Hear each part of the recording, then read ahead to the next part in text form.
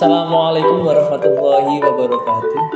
Perkenalkan, nama saya Aditya Gunawan dari Prodi Ilmu Al-Quran dan Tafsir kelas B dari Fakultas Usuluddin dan Dakwah. Ini adalah video yang saya buat untuk merasum tentang sababun nuzul. Baik, sababun nuzul ialah menurut Imam Al-Ja'bari mengatakan bahwa nuzul Quran atau turunnya Al-Quran itu terbagi menjadi dua bagian. Satu, bagian turun sejak awal atau tidak ada sebab musababnya. Sedangkan bagian yang lainnya itu turun disertai adanya peristiwa atau adanya pertanyaan. Nah, inilah yang kita sebut sebagai sababun nuzul, yaitu kejadian atau peristiwa yang melatar belakangi turunnya ayat Al-Quran dalam rangka menjawab, menjelaskan, dan menyelesaikan masalah-masalah yang muncul dari kejadian tersebut. Dalam hal ini terdapat beberapa permasalahan.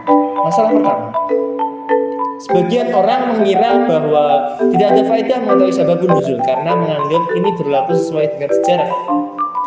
Namun anggapan ini salah. Nyatanya dengan mengetahui sababun nuzul kita dapat memperoleh beberapa faedahnya.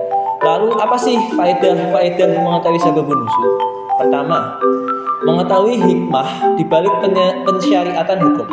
Yang kedua, mengkhususkan hukum dengan sababun nuzul. Ini berlaku pada orang yang mempunyai pendapat al-ibrah bi khususi sabab atau menjadikan pedoman hukum dengan sebab khusus.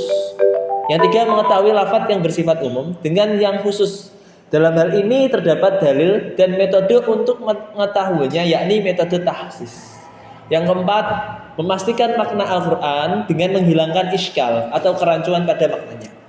Yang kelima, menghindarkan kesalahpahaman terhadap adanya pembatasan dalam ayat. Yang keenam, mengenal kepada siapakah ayat itu diturunkan dan menentukan yang mubham atau yang belum jelas pada ayat itu. Lalu berlanjut ke masalah kedua, al-ibrah bi umumil lafzi la bi khususi. Sebab atau mengambil pedoman suatu hukum berdasarkan lafadznya secara umum dan bukan karena sebab tertentu. Hal ini terjadi apabila suatu ayat turun dengan sebab khusus namun lafadznya bersifat umum.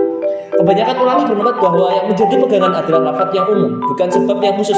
Dan pendapat ini dinilai yang paling kuat dan benar seperti Quran surat An-Nur ayat 6 sampai 9.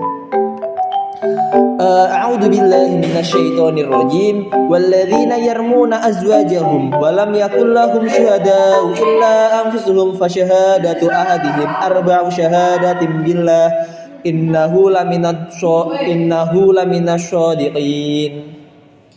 Wal khamisatu anna la'natallahi 'alaihi in kana minal kadhibin wa yadra'u 'anha al-'adzaba an tashhada arba'a syahadatin billahi innahu laminal kadhibin.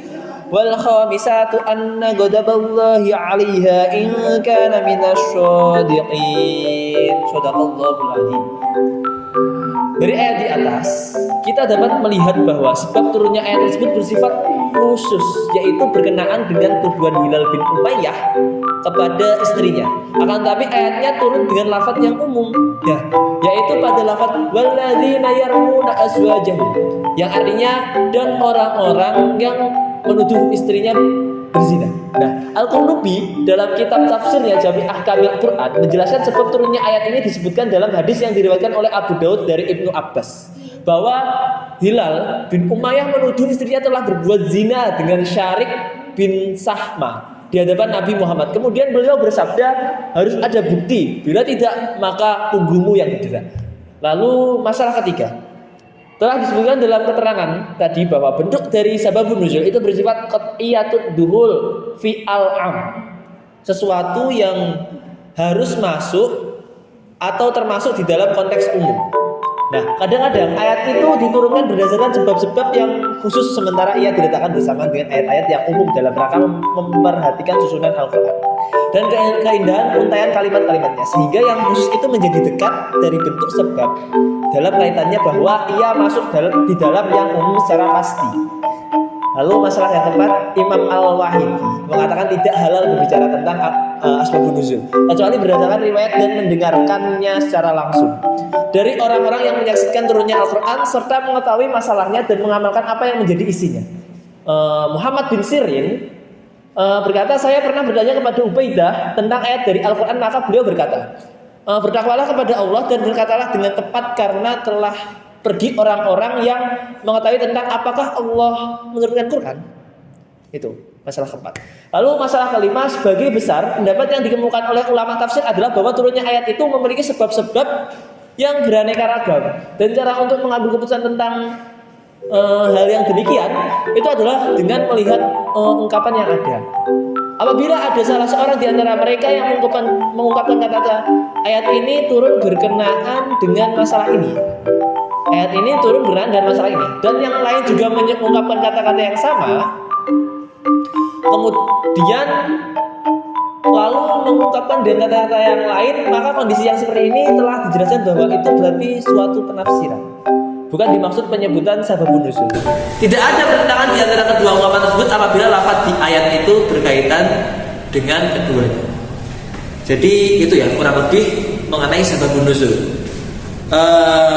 Apabila ada kesalahan dari apa yang saya paparkan tadi, saya mohon maaf sebesar-besarnya.